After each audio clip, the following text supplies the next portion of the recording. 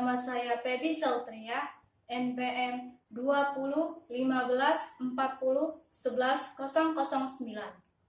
Prodi D3 Kebidanan. Sekolah Tinggi Ilmu Kesehatan STIK Bina Husada Palembang. Berdirinya saya di sini akan menjelaskan tentang anatomi sistem pencernaan. Sistem pencernaan yang dimulai dari mulut sampai ke anus. Sistem rongga pada manusia yang berfungsi untuk menerima makanan, mencernanya menjadi zat-zat dan energi. Penyerapan zat-zat energi ke dalam aliran darah serta membuang bagian makanan yang tidak dapat dicerna atau merupakan sisa dari proses tubuh. Saluran pencernaan yang terdiri dari mulut, tenggorokan atau paring, kerongkongan, lambung, usus alus, usus besar, rektum, dan anus. Sistem pencernaan juga meliputi organ yang terletak di luar saluran pencernaan, yaitu pankreas, hati, dan kantong empedu. Yang pertama membahas tentang mulut.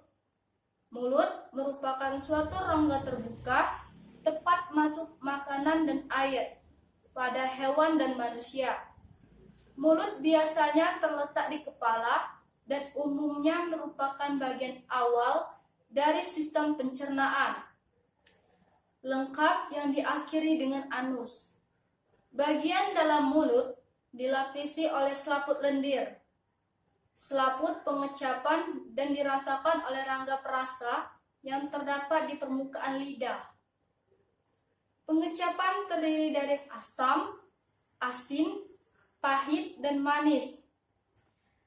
Penciuman dirasakan oleh saraf olfaktorius di hidung. Makanan dipotong oleh gigi depan dan kunyah oleh gigi belakang.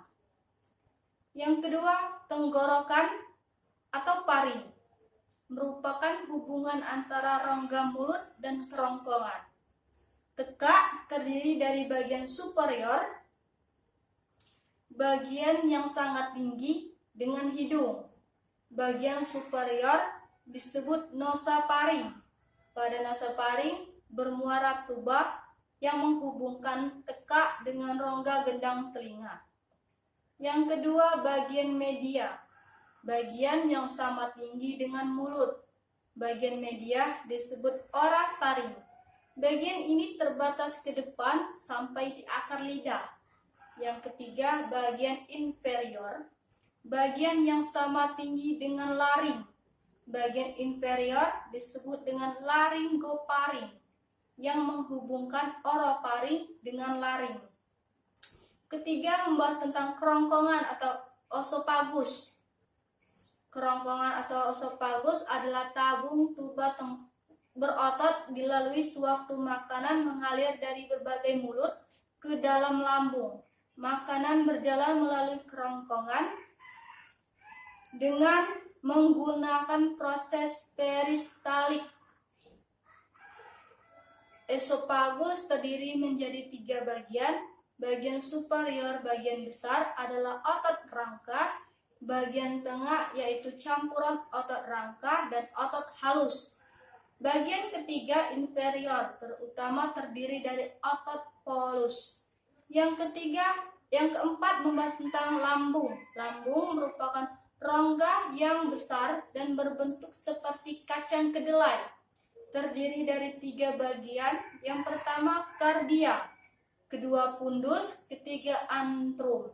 Makanan masuk ke dalam lambung dari kerongkongan melalui otot berbentuk cincin yang bisa membuka dan menutup.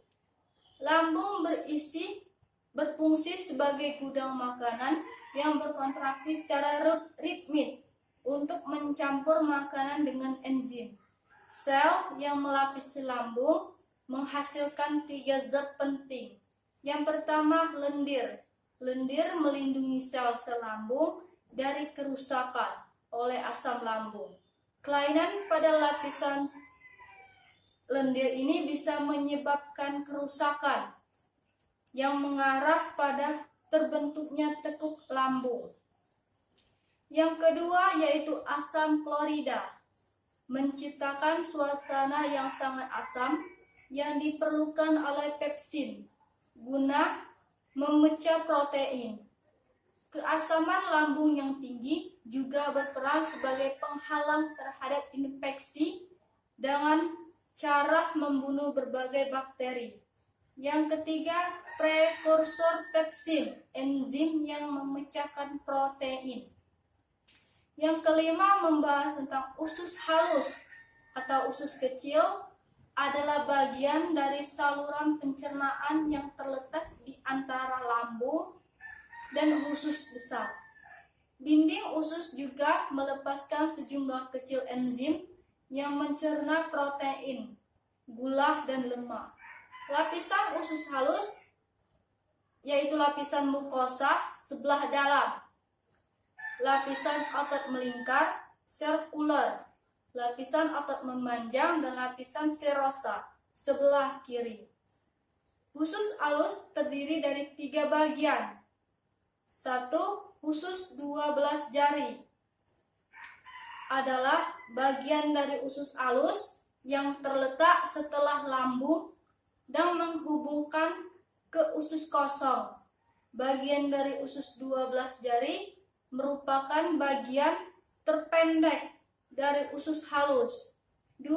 Usus kosong atau jejunum adalah bagian kedua dari usus halus di antara usus 12 jari dan usus penyerapan. Pada manusia dewasa, panjang seluruh usus halus 2-8 meter. 1-2 meter adalah bagian usus kosong. Ketiga, usus penyerapan atau elenium.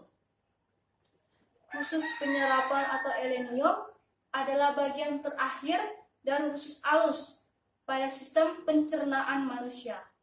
Memiliki panjang 2-4 meter dan terletak setelah duodenum dan jejunum yang dilanjutkan oleh usus buntu.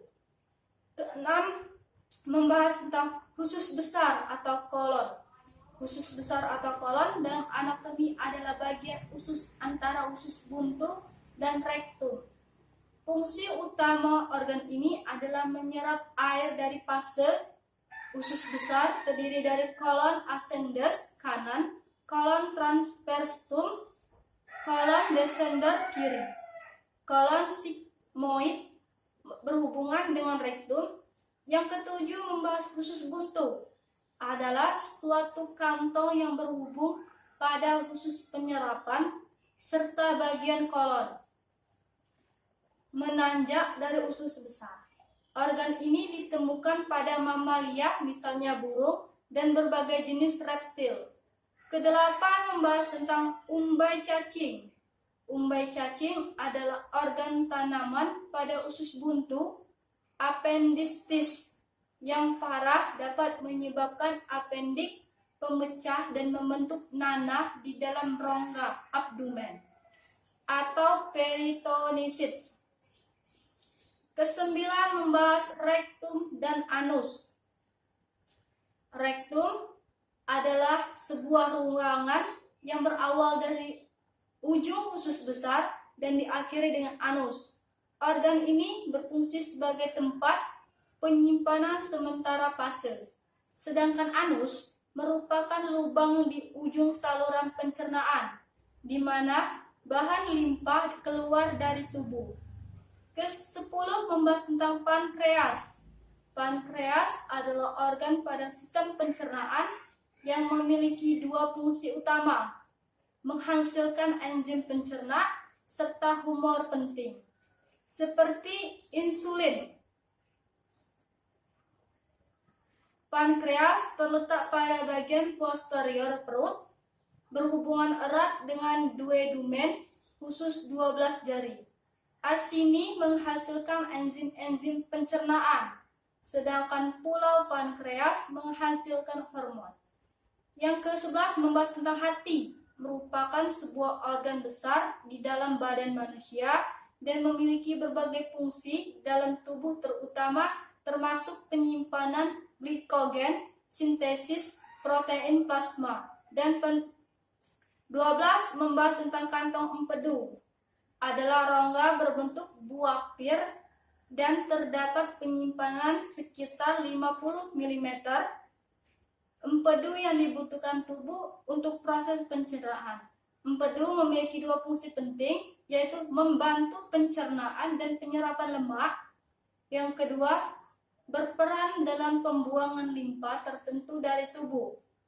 Abdomen terbagi menjadi 4 bagian yang sering kita sebut kuadran kanan atas, kuadran kanan bawah, kuadran kiri atas, kuadran kiri bawah. Selanjutnya, abdomen terbagi menjadi 9 regio. Regio hipokondrium, regio hipokondrikalis, regio hipogastrium, regio humabalis, regio lumbalis atau latalis inter, regio umbilicalis, regio inguinalis atau ilica sinter, dan regio hipogastrium. Kelenjar pencernaan dan ekstranya. Kelenjar pada parostis adalah kelenjar liur yang terbesar. Kelenjar submandibula adalah sepasang kelenjar yang terletak di rahang bawah dan atas otot di gastrik. Ketiga, kelenjar liur minor yang terletak di cakum oral di dalam laminan propia mukosa oral. Itulah penjelasan tentang sistem pencernaan. Apabila ada kata-kata yang salah, saya mohon maaf. Kepada Allah saya mohon ampun. Wabillahi taufiq wal hidayah. Wassalamualaikum warahmatullahi wabarakatuh.